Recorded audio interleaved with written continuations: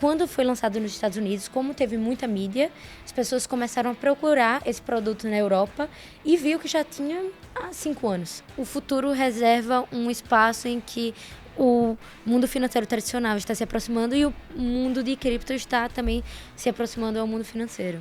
Tirando com a exceção da Itália. A Itália tem um comportamento bem parecido com o Brasil. Sim, falam Vola Itália. Tem até Meu Deus! um codinome. É tipo um trocadilho. Volatilidade e Itália. Olha. Sim. Bruna Cabuz, associada sênior na 21 Shares, referência global no mercado de ETFs de criptoativos, ela vai te contar por que esses investimentos estão se tornando cada vez mais sofisticados. Antes de começar esse episódio, só um recadinho. Não esquece de curtir esse vídeo e se inscrever no nosso canal. Sejam bem-vindos a mais uma edição do Future of Money, o nosso podcast semanal aqui na Exame, patrocinado pela Mint e pela Sicredi. Eu sou a Mariana Maria, editora do Future of Money, e a minha convidada de hoje é especialíssima, tá vindo direto de Zurique, e é a Bruna Cabuz, associada sênior para o sul da Europa e América Latina na 21 Shares. Muito obrigada pela oportunidade de estar aqui. Um prazer. Obrigada. Eu que agradeço, Bruna. Fazia um tempão que a gente estava tentando marcar aqui esse podcast. A gente vai começar a temporada de podcasts do Future of Money em 2026, oficialmente nessa edição, né? Então a gente tem muita coisa para falar do que aconteceu ali da virada do ano, começo de ano. É sempre um momento ali de perspectivas, né? Todo mundo quer saber o que vai acontecer, o que vocês estão observando. E a gente precisa frisar que a 21 Shares também é uma gestora que tem ali uma participação no mercado cripto mundial muito grande, está chegando no Brasil aí, chegou no ano passado, e quero que você me conte um pouco mais, né? A gente sempre gosta de contextualizar aqui no podcast sobre o nosso convidado, para quem está ouvindo, entender, te conhecer um pouco melhor. Então me conta primeiro como que você chegou, né, nesse momento ali profissional, tá, da 21 Shares, como que conheceu o cripto? É a clássica pergunta que eu faço para todo mundo. Legal. Todo mundo que senta nessa cadeira tem que responder isso. Então, da onde você quiser começar e contar um pouco mais sobre você. Legal. Primeiramente, é uma honra estar aqui no Future of Money. Sou uma fã de vocês. Obrigada. Meu nome é Bruna, eu trabalho na 21 Shares. E, para começar, meu primeiro entendimento de cripto foi durante meu mestrado. Eu estudei economia aqui em São Paulo e eu resolvi fazer um mestrado em finanças, focado em inovação na Universidade de Zurique. E lá foi onde eu encontrei um professor suíço que tinha morado 10 anos em São Paulo e ele me falou um pouco mais sobre cripto, Bitcoin, que seria algo que seria um diferencial no mercado e eu poderia me destacar com nessa frente, nessa classe de ativo. Então, a partir disso, eu comecei a pesquisar mais e me apaixonei pela inovação e pelo tudo que estava acontecendo no mercado e resolvi fazer minha tese sobre isso. Durante a tese, que foi sobre como o cripto está entrando nas finanças tradicionais, eu descobri a 21 Shares e entrei na empresa fazem 4 anos. E desde lá tenho trabalhado na área de desenvolvimento de produto, na área de vendas e também novos mercados. Muito bom, muito bom. E esse sotaquezinho, eu até esqueci de mencionar, a Bruna é de Alagoas, Isso. Né? Minha família paterna também é de Alagoas, então conterrâneas. E aí a gente dá seguimento porque a gente teve muito convidado do podcast do final do ano para cá, também do Nordeste do Brasil, então é uma honra estar representando ali essa região do nosso país. E falando um pouco sobre cenário ali do mercado cripto, você deu uma palhinha um pouco de que começou ali já faz uns 4 anos, na Suíça, que é um cenário bem diferente, né? Eu tava até comentando antes da gente começar a gravar que a gente vai falar muito sobre isso, porque geralmente quem vem aqui no nosso podcast, a gente fala muito sobre mercado americano, né? Mercado americano, lógico, tem todo esse destaque, mas a gente tem várias outras regiões do mundo, Suíça, Europa, que também estão muito fortes no mercado cripto e a 21 Shares, principalmente no mercado de ETFs. Então, a gente já falou em alguns outros episódios sobre ETFs de cripto, talvez o nosso público já esteja familiarizado, mas eu quero que você recapitule um pouco sobre como que funciona esse investimento em cripto através de ETFs, ou ETPs, né, que é a nomenclatura que vocês usam lá na Europa. Como é que funciona isso? Legal. Eu acho que eu posso explicar isso através da história da empresa. A empresa foi fundada há quase 8 anos por uma pessoa chamada Honey Hashvan e Ophelia Snyder. Os dois tinham family offices e queriam investir em cripto, mas eles tinham muitas dificuldades em termos de regulação, de como investir nesse ativo de uma forma simples, mais segura e estruturada de uma maneira que fosse mais parecida com ativos tradicionais. Então, para investir o dinheiro do family office deles, eles criaram a 21 Shares, escolheram a Suíça por ser a regulação mais avançada em termos de cripto e ainda mais em produtos financeiros desse tipo. E resolveram, há 7 anos atrás, começar com a primeira cripto ETP, ETF, depende da jurisdição do mundo. Então, a primeira cripto foi HODL, que é um índice das top 5 cripto por capitalização de mercado. E o objetivo era realmente fazer uma forma mais segura e mais convencional de investir no mercado de cripto. E como funciona a ETP, ETF em cripto? É basicamente você comprar uma ação tradicional pela seu banco ou corretora, que seria um fundo que tem como lastreamento o ativo em cripto, por exemplo, em Ethereum, ou Bitcoin, ou índice. E esse ativo, nos produtos da 21 Shares, são 100% lastreados fisicamente, ou seja, os ativos estão segurados em bancos custodiantes que têm esses ativos 100%. Então, tem a parte da segurança e da facilidade também. E esse tipo de investimento, ele foi muito popularizado, principalmente depois da aprovação que a gente teve nos Estados Unidos, né? Vocês já estavam nesse mercado antes, inclusive, mas voltando ali um pouco a atenção para o mercado norte-americano, trouxe ali também um impacto, né? Trazendo ali novos mercados e tudo mais, mas o foco... você acha que também é mais um investimento institucional? Porque foi, assim, um movimento que a gente foi observando ali nos últimos anos com a popularização dos ETFs, justamente trazendo ali essa opção para, talvez, empresas ali que não tinham até autorização para investir direto em criptoativos. Então, você considera que os ETFs, eles são ali um formato mais voltado para o mercado institucional, ou existem ali também opções para todos os tipos de investidores? Sim, eu acho que o ETF é um instrumento que pode ser usado tanto para o varejo, tanto para o institucional. E, por incrível que pareça, quando foi lançado os produtos de ETF em cripto nos Estados Unidos, foi esperado um crescimento muito grande vindo do institucional. E não foi o que aconteceu na prática. Eu acho que por volta de 75% do flows que nós identificamos no Bloomberg de mercado de capitais veio mais do varejo americano do que uma crescente institucional. O que eu estou vendo do institucional é mais depois de anos, mais de um ano que estava listado já nos Estados Unidos. O institucional está começando a entrar de uma maneira mais confiante no tipo de produto financeiro. Eu acho que isso também vem de avanços na regulação. Eu espero que esse avanço que aconteceu agora no começo da semana também venha a puxar um pouco mais o institucional para entrar no mercado americano em cripto ETFs. Mas você vê uma diferença do mercado europeu, porque como existia há muito tempo, é mais dividido. Você vê ali o fluxo bem dividido entre varejo e institucional. E também no mercado europeu, o que eu achei é que o institucional entrou ainda mais depois do lançamento da ETF de Bitcoin nos Estados Unidos, porque muitas pessoas não conheciam. Então, quando foi lançado nos Estados Unidos, como teve muita mídia, as pessoas começaram a procurar esse produto na Europa e viu que já tinha há 5 anos. Então, aconteceu esse movimento também.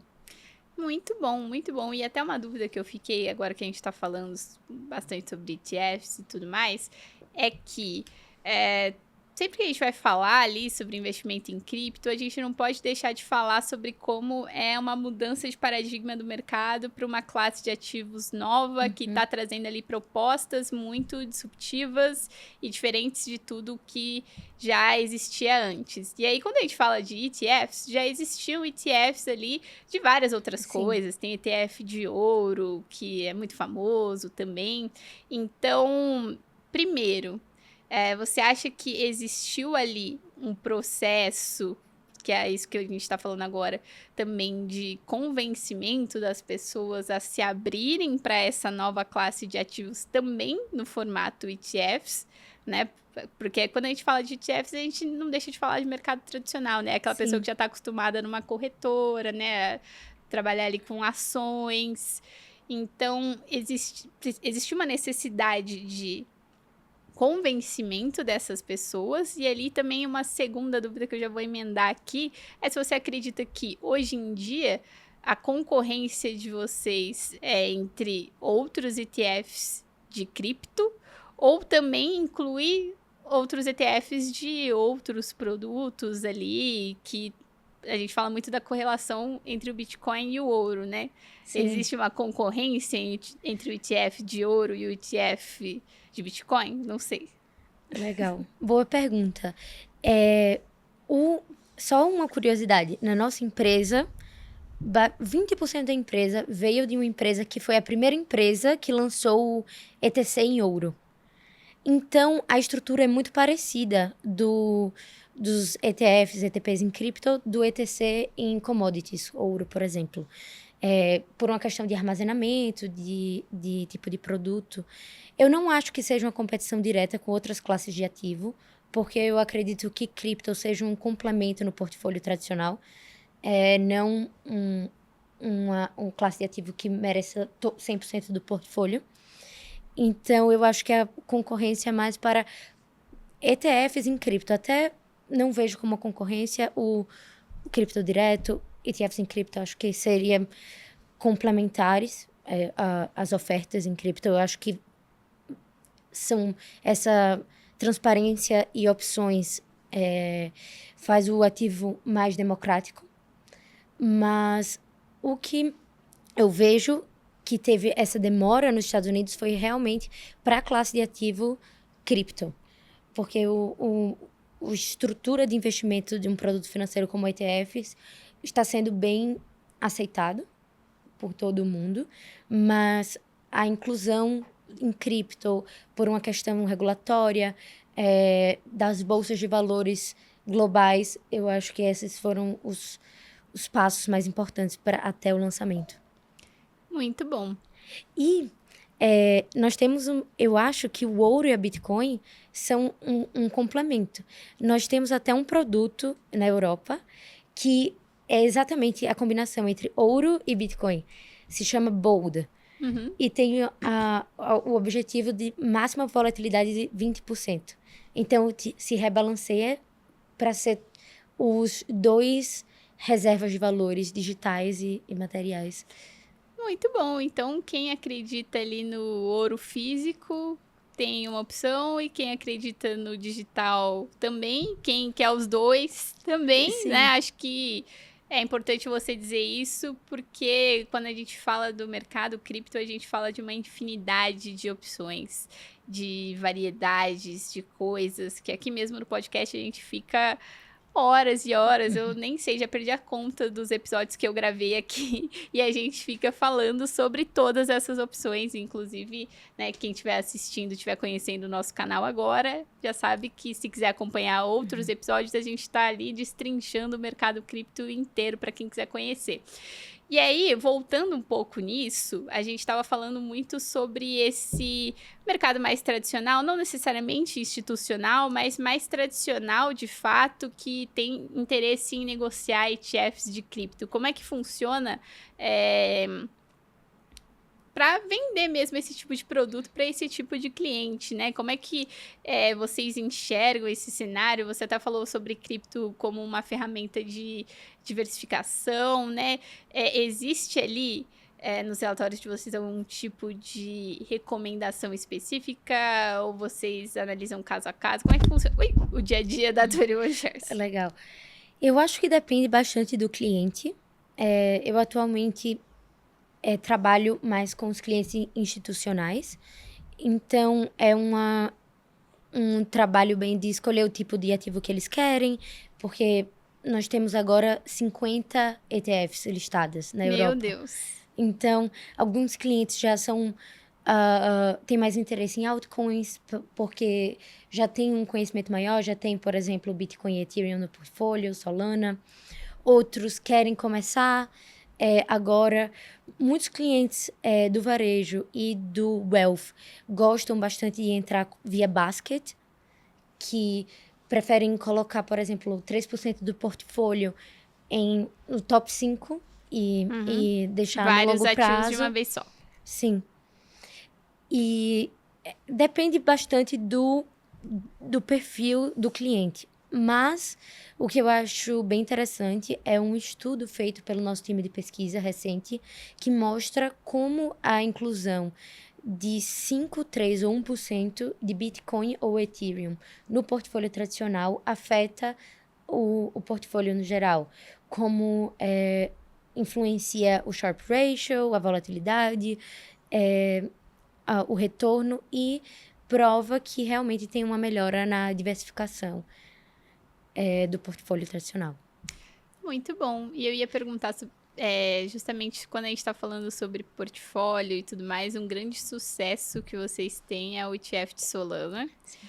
E eu, pessoalmente, sou uma grande fã de Solana, né? A gente faz essa brincadeira aqui internamente atrás das câmeras.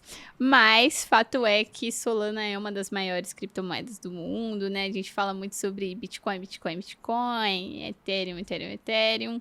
Mas a gente tem ali também uma terceira moeda que se destacou muito nos últimos anos, né? Cresceu muito, mas não deixa de ser uma surpresa a gente ter um carro-chefe, um ETF de Solana, né? Porque Sim. Quando a gente, principalmente quando a gente teve aquele boom dos ETFs de Bitcoin, depois da aprovação dos Estados Unidos, era aquilo. E aí o argumento de muitas pessoas que inclusive sentaram na cadeira que você está sentada era esse.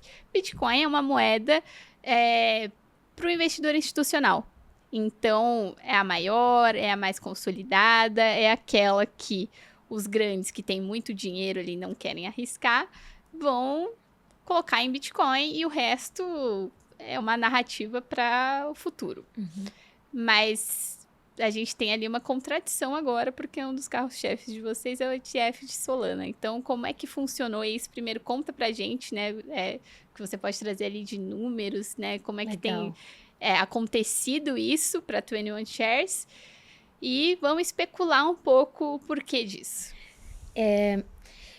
Eu acho que eu vou responder essa pergunta, muito boa, inclusive, puxando um pouco sobre a sua pergunta anterior. Uma estratégia da 21 Shares é lançar produtos e ser a primeira gestora a lançar. Porque vários clientes institucionais querem, por exemplo, investir em novos produtos em cripto, mas eles não têm um veículo que seja regulamentado. Então, basicamente, nós lançamos para esses clientes institucionais. E a Solana foi um desses casos. Então, nós fomos a primeira gestora a lançar um ETF em Solana e demorou mais de um ano para a segunda gestora lançar. Porque quando foi lançado, ainda não tinha o volume e a capitalização de mercado que tem hoje. Então, por isso, esse é um dos motivos que a Solana é, hoje em dia, na Europa, o nosso maior produto, com 1,2 bilhões de dólares de patrimônio líquido. E eu acho que também o que fez crescer bastante foi o momento de mercado que foi lançado, que teve um crescimento significativo, e o staking também. Hoje, por conta do tamanho desse produto, nós conseguimos incluir o staking, que entra na cota diariamente do produto. E, pelo volume, nós conseguimos ter uma utilization rate do staking do produto muito maior do que os competidores.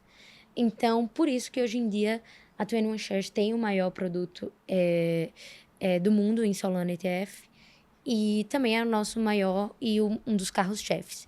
Também eu acho que a Solana é um blockchain que tem se mostrado bastante comprometido com as iniciativas de DeFi, está sempre buscando rapidez e novos usos que são realmente para não só instituições, mas para o usuário também. Então, o nosso time de pesquisa é bem fã lá na 21 Shares da Solana Foundation.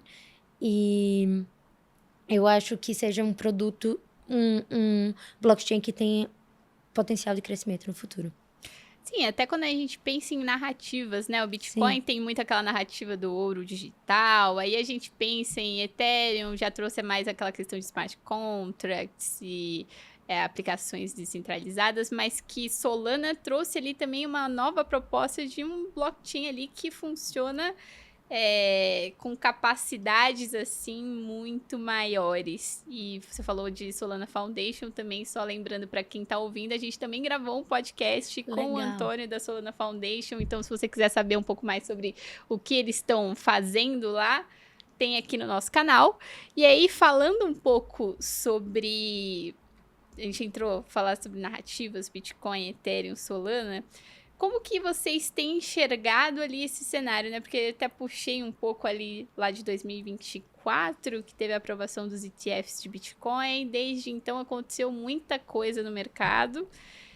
E vai acontecer ainda mais, né? 2026, a gente está aqui no começo do ano, né? Então, como que vocês têm observado essas questões, né? Até você comentou sobre lançar produtos numa velocidade ali que acompanhe o mercado. Como é que funciona para vocês essa inteligência de mercado, vamos dizer assim, para entender o que está acontecendo, quais são as novas tendências e até pensar em formular novos produtos em 21 Shares?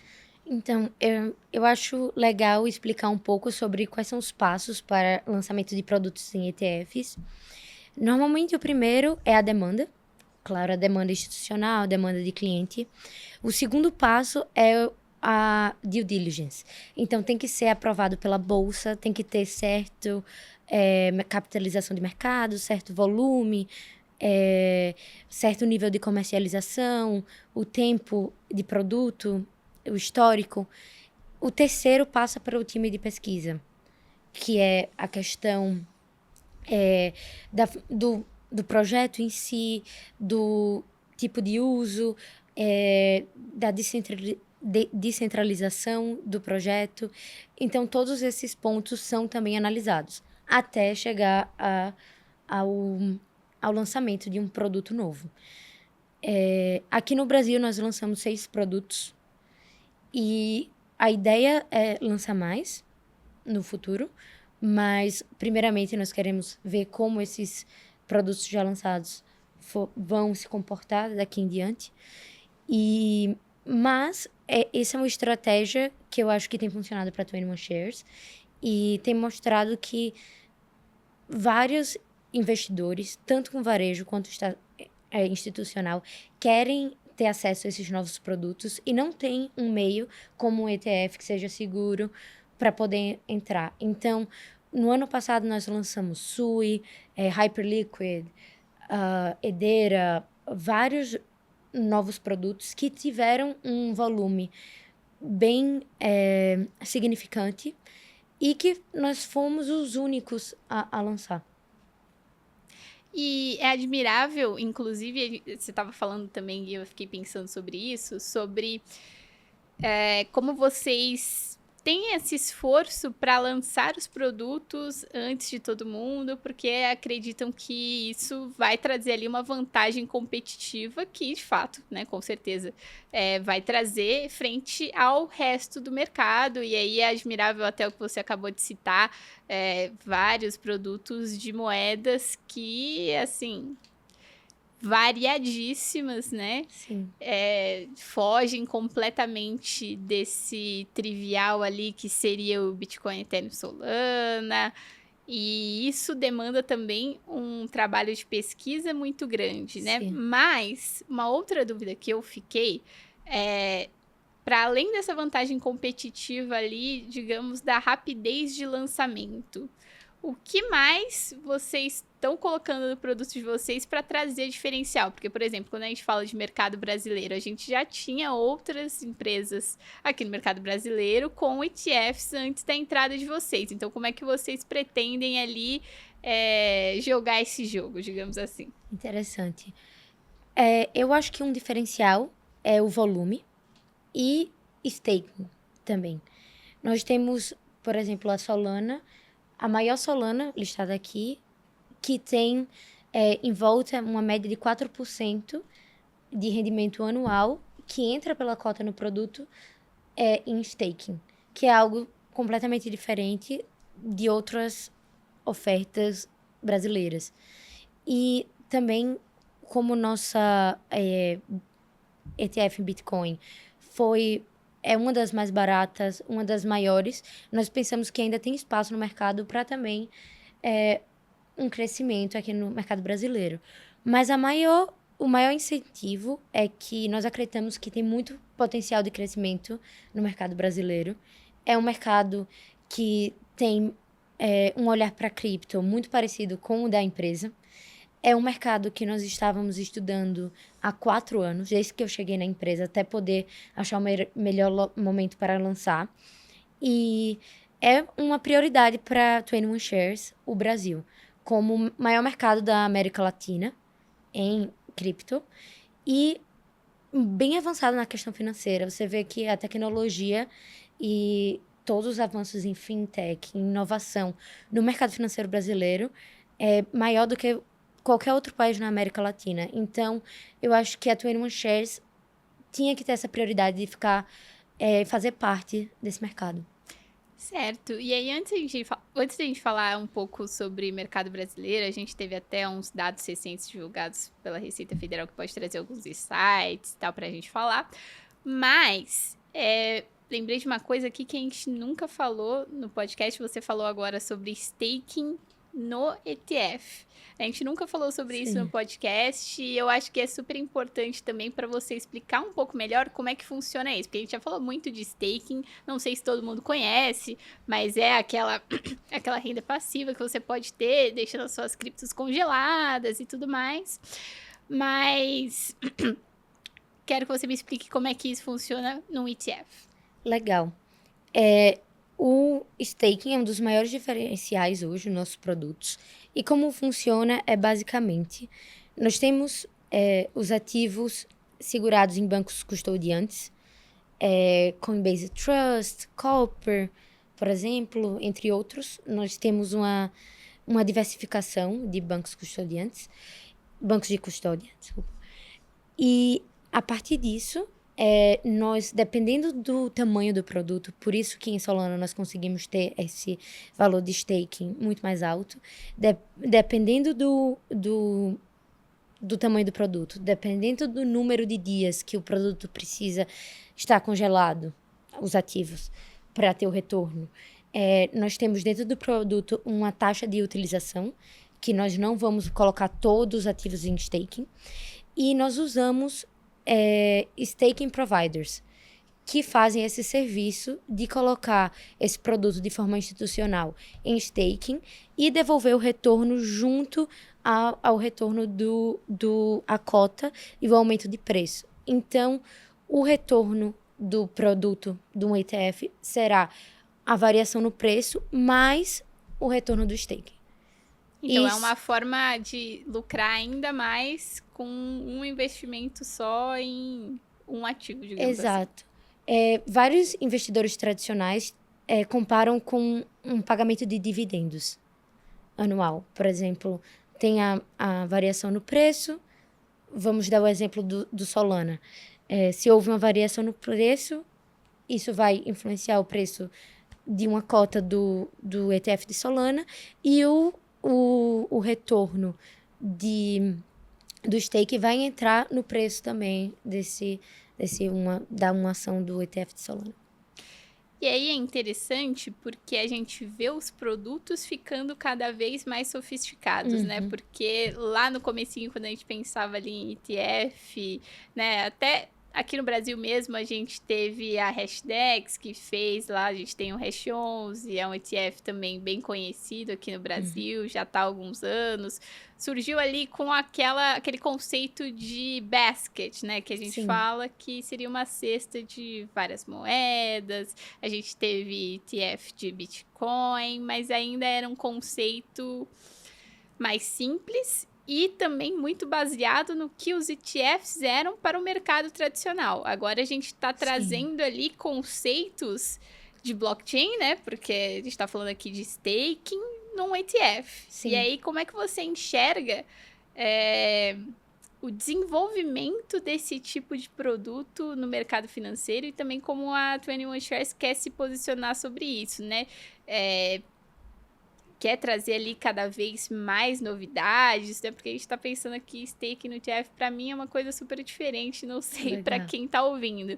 Mas existe ali também uma vontade de trazer produtos cada vez mais, até sofisticados, eu diria, né? Mais elaborados para o mercado? Sim. Eu acho que a partir do momento que a classe de ativos em cripto vai se desenvolvendo, os produtos financeiros têm que seguir esse caminho. Por exemplo, o podcast vai ser lançado depois, então eu posso comentar esse exemplo. Tem em primeira mão aí, em pessoal. primeira mão. Inclusive amanhã vai ser o lançamento de um produto que eu tenho trabalhado com um cliente meu. É um banco espanhol chamado AIG. E, basicamente, eles têm um hedge fund em cripto. Mas, pela regularização espanhola, eles só podem usar como subjacente ETPs e ETFs. Mas o hedge fund, como hedge fund, não pode ir para varejo. Não pode ser vendido para varejo. Então, o que é que eles fizeram? Eles fizeram uma ETF, em conjunto com a 21 Shares, que replicou a estratégia desse hedge fund, incluiu cash no índice, e nós replicamos isso em forma de ETF e vamos lançar amanhã em conjunto com esse banco. Então, isso também mostra o avanço de produtos muito mais complexos e desenvolvidos.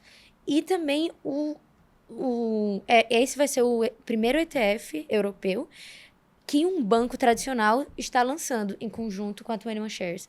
E na Europa em geral, esse vai ser o primeiro. E ainda mais que com a inclusão de novas classes de ativos, como o cash, a moeda, dentro do produto. Então, eu acho que o mercado está se desenvolvendo. E para uma empresa ter sucesso no longo prazo, tem que se manter atualizado. Porque eu acho que o investidor também começa a entender melhor e querer esses tipos de produto. O investidor está mais interessado na educação em cripto, entender um pouco mais dos benefícios do staking, da regulação, em como o cash, por exemplo, em um portfólio, poderia influenciar o retorno e volatilidade. Então, eu acho que esses tipos de avanços são um benefício tanto para a indústria quanto para a gestora que está lançando. E eu vi você falar muito sobre esses termos complicados do mercado financeiro e tudo mais. E a gente está, de fato, falando sobre uma coisa complexa, né? Que a minha pergunta foi justamente sobre a complexidade que esse tipo de produto cripto pode ganhar com o intermédio de empresas como a 21 Shares no mercado. E aí, eu imagino que só tem, assim, duas formas, só consegui pensar, pelo menos, em duas formas de enxergar isso, e eu quero saber da sua opinião, qual que você enxerga que é mais esse caminho que a gente está indo. Seria ali uma mercado financeirização, olha, eu tô até com dificuldade para falar essa palavra, do mercado cripto, né, trazendo ali mais produtos sofisticados, ou uma modernização tecnológica do mercado financeiro como a gente conhece, e aí trazendo uma mudança que a gente nem sabe onde vai dar. Eu acho que esses dois pontos são congruentes. Eu acho que existe uma movimentação em ambos. Tanto o mercado cripto, que é a partir que amadurece e entra mais um volume institucional de longo prazo, você vê o desenvolvimento em educação, pesquisa, tecnologia nesse mercado, vem se mostrando como uma classe de ativos com menos volatilidade, mais amadurecida, tem essa aceitação do mercado financeiro também. Então, eu acho que são os dois. Acho que o futuro reserva um espaço em que o mundo financeiro tradicional está se aproximando e o mundo de cripto está também se aproximando ao mundo financeiro. Certo. Tá bom, vou aceitar a sua resposta que não foi nenhuma nem outra. Mas, agora falando sobre o mercado brasileiro, você já deu uma palhinha ali falando sobre o interesse da 21 Shares no mercado brasileiro. A gente também fez a cobertura da entrada de vocês no Brasil lá no ano passado, né? Então é bem recente, já tem alguns produtos aqui rodando no Brasil e você falou que tem muito interesse ali, diria, numa expansão aqui para o mercado brasileiro. E aí a gente fala bastante sobre o mercado brasileiro aqui no podcast e tudo mais. A gente gosta muito de analisar ali o comportamento do investidor brasileiro, porque, na minha opinião, é a principal causa desse crescimento exponencial que a gente teve nos últimos anos do mercado cripto no Brasil. Então, ali, só por coincidência também, antes de gravar, eu estava fazendo uma matéria sobre dados da Receita Federal, né? A gente tem sempre dados da Receita Federal sobre as operações com cripto declaradas, que também trazem ali alguns insights sobre o mercado brasileiro, comportamento, e uma coisa, assim, que sempre me pega é essa preferência ali por Bitcoin, Ethereum e USDT, que seria ali uma stablecoin que acompanha o valor do dólar norte-americano. O brasileiro, ele tem, na minha visão, não sei se você concorda, um apetite ao risco maior do que outros investidores. A gente tem, cultural, a gente tem ali o sonho de ganhar na Mega Sena, ficar rico e tudo mais. Então, como é que vocês enxergam ali as oportunidades no mercado brasileiro, pensando nesse comportamento ali do nosso investidor, que pode ser um pouco diferente ali de outras regiões da América Latina, por exemplo, que teriam ali casos de uso semelhantes até, mas investidores em si muito diferentes. Então, como é que você, como brasileira que está lá na Suíça, como é que você está fazendo esse meio de campo? Eu acho que eu vou passar minha opinião pessoal. Sim. Que eu acho que isso está muito ligado à taxa de juros do Brasil. Acho que o mercado de renda fixa paga com uma segurança, com pouca inadimplência, um ticket alto, um retorno alto.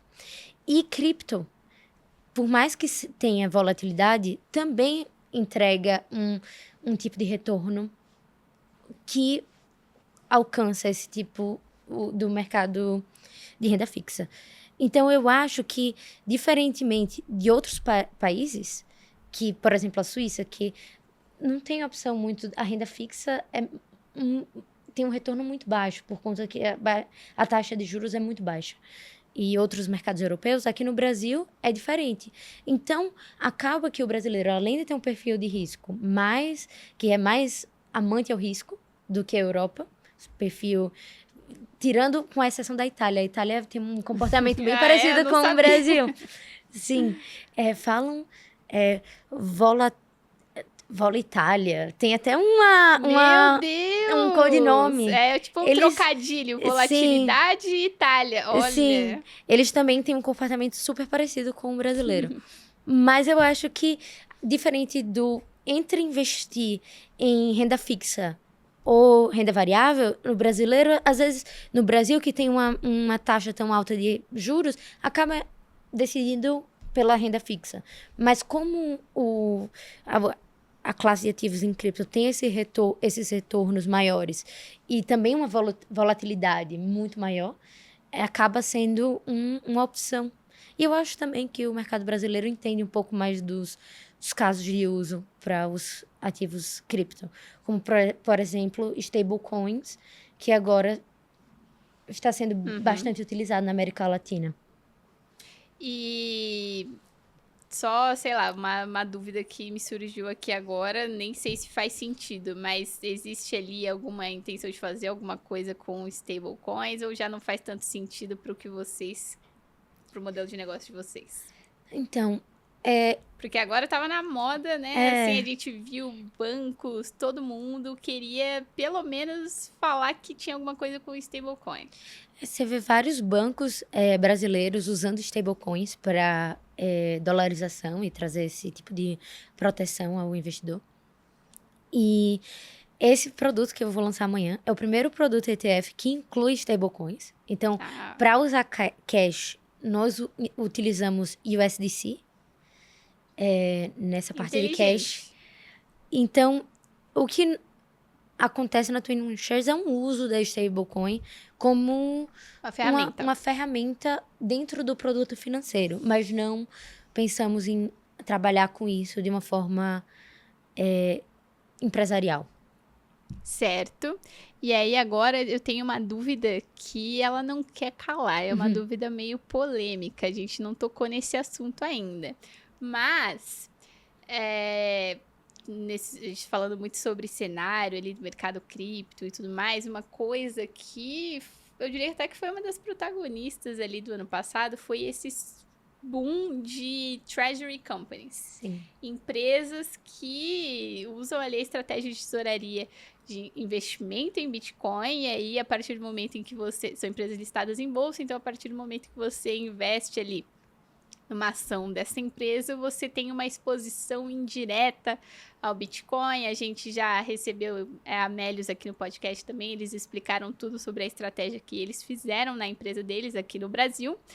E enfim, cada empresa tem a sua estratégia, mas no geral é basicamente isso. E justamente até quando eu recebi a Melis no podcast, eles explicaram sobre as vantagens que o investidor poderia ter dessa exposição indireta ao Bitcoin e até outras moedas, porque agora a gente também tem treasury companies de várias outras moedas. Enfim, vantagens que o investidor poderia ter sobre essa exposição indireta, às vezes até uma empresa que não poderia comprar cripto diretamente e tudo mais, acaba se assemelhando um pouco com o caso de uso que a gente tem com os ETFs. Então eu queria saber de você como você enxerga esse movimento de treasury companies, porque existe também muito um questionamento se isso é de fato sustentável no longo prazo, como é que funciona, e aí se elas representariam uma concorrência também para o mercado de ETFs de cripto. Primeiramente, eu não acho que seja uma concorrência direta. Eu acho que uma exposição que seja com o ativo físico traz uma segurança maior. E uma exposição indireta faria mais sentido para diferentes estratégias de investimento. Então, eu acho que são complementares, tanto a ETFs em Bitcoin como a Treasury Companies em Bitcoin. Eu não acho que seja uma concorrência direta. Mas o que eu vejo é que faz sentido, mas para empresas que estejam fazendo uma estratégia a longo prazo. O que aconteceu foi um boom grande no ano passado dessas empresas que começaram a comprar bastante Bitcoin em suas reservas, mas faltou um pouco, na minha opinião pessoal, uma estratégia a longo prazo. E sem falar que se você compra a ação de uma empresa que tem um treasury de Bitcoin, tem outros fatores influenciando, que não só o preço do Bitcoin, que é o caso de um ETF. A ETF 100% lastreia o preço. A empresa não é uma empresa vazia ali que só tem Bitcoin, né? Costuma ter outras coisas impactando o preço, é isso que você quer dizer? Isso. Então, tem mais fatores do que somente o preço do Bitcoin. E também é difícil, nem todas você consegue checar. Algumas fazem um bom trabalho de transparência, outras nem tanto. Então, eu acho que para o investidor é saber quais empresas investir, qual treasury companies investir, checar bem a regularidade, a transparência, qual é o plano de longo prazo da empresa em termos da reserva. Mas eu não diria que seria uma concorrência, mas um complemento. Certo, Bruna, a gente está chegando no final do nosso tempo. O Heitor já levantou a plaquinha lá já faz um tempão, mas eu continuaria falando aqui muito mais coisa. E a gente não pode deixar de passar um pouco a nossa pergunta, que é a Momento Mint, a última pergunta. É a pergunta da nossa patrocinadora, a Mint, a plataforma cripto do BTG Pactual. E eu queria saber como que você enxerga essa entrada dos bancos no cenário cripto brasileiro. A gente tem vários bancos fazendo várias iniciativas hoje em dia com cripto e como que isso impacta os negócios e os objetivos da 21 Shares no Brasil. Legal. Eu acho que está avançando a entrada institucional de bancos no mercado cripto, mas de uma forma lenta. Você vê bancos que têm uma burocracia muito grande, que têm times que têm trabalhado na inclusão de cripto em portfólios, que querem começar com uma iniciativa deles em cripto, mas por conta de uma questão regulatória e burocrática, muitas vezes bancos internacionais que precisam de mais avanços para poder começar a colocar em prática as ideias, eu acho que está sendo bem demorado. Mas, se for comparado aos bancos europeus e americanos, eu acho que os bancos brasileiros têm sim avançado nessa frente, mais do que muitas outras nações na Europa e, enfim. E aí, para vocês que têm planos de expansão no Brasil, isso é bom? Sim. Na minha área, o meu maior foco é o cliente institucional. Então, eu acho que isso ajuda ainda mais o mercado de ETFs e a regularização do mercado de cripto em geral. Porque o interesse dos bancos e também a demanda do cliente faz com que haja o desenvolvimento e a injeção de capital na classe de ativo. Mas também eu gostaria de marcar que, desde esses 7 anos na 21 Shares, foi visto que, comparado a outras classes de ativos, normalmente era o banco puxando para os investidores. Ações, renda variável, ações, renda fixa. E no mercado de cripto é diferente. Você vê a demanda do varejo vindo ao banco e pedindo essa classe de ativo. Então, essa é uma diferença grande que coloca a cripto como uma classe de ativo diferente das classes tradicionais. O mecanismo vem da demanda do consumidor, querendo o acesso. Pior que é verdade, não é a primeira pessoa que fala isso para mim, já escutei muitos outros executivos de bancos falando, estamos fazendo porque as pessoas querem. E é basicamente também um pouco disso que a gente está falando aqui, né? Acho que, infelizmente, o nosso tempo chegou ao fim. Eu espero que quem esteja ouvindo também tenha aproveitado bastante. Muito obrigada, Bruna, por ter vindo, aceitado o nosso convite, né? Ela tá vindo lá da Suíça, gente. Olha só, a mulher tá importante, hein? Então, é um pouco disso que a gente também tá falando aqui, né? Espero que todo mundo tenha gostado. E é isso, né? As pessoas querem cripto? Comenta aqui embaixo quem tá ouvindo também. Se vocês querem que a gente continue falando sobre cripto, querem investir em cripto, enfim, qualquer pensamento aí. E, antes de finalizar, eu também não posso deixar de pedir para quem está ouvindo acompanhar as nossas matérias no site da Exame, seguir a gente nas redes sociais, se inscrever no nosso canal. Bruna, quem quiser procurar 21 Shares ou entrar em contato com você, como é que faz? Primeiramente, foi um prazer estar aqui. Adorei a conversa, super interessante. E caso vocês tenham qualquer pergunta, podem entrar em contato pelo meu e-mail, bruna.cabuz@21shares.com, ou entrar no site da empresa. Nós temos uma seção de pesquisa. A 21 Shares conta com 8 pesquisadores, somente dedicada à parte educacional. Então, tem vários conteúdos legais, vários relatórios e dados importantes sobre o mercado. E esperamos, em breve, trabalhar mais no mercado, em dados para o mercado brasileiro também. E estou à disposição tanto para qualquer pergunta que vocês tenham da audiência ou aqui no Future of Money. E é isso, a gente vai ficando por aqui. Obrigada!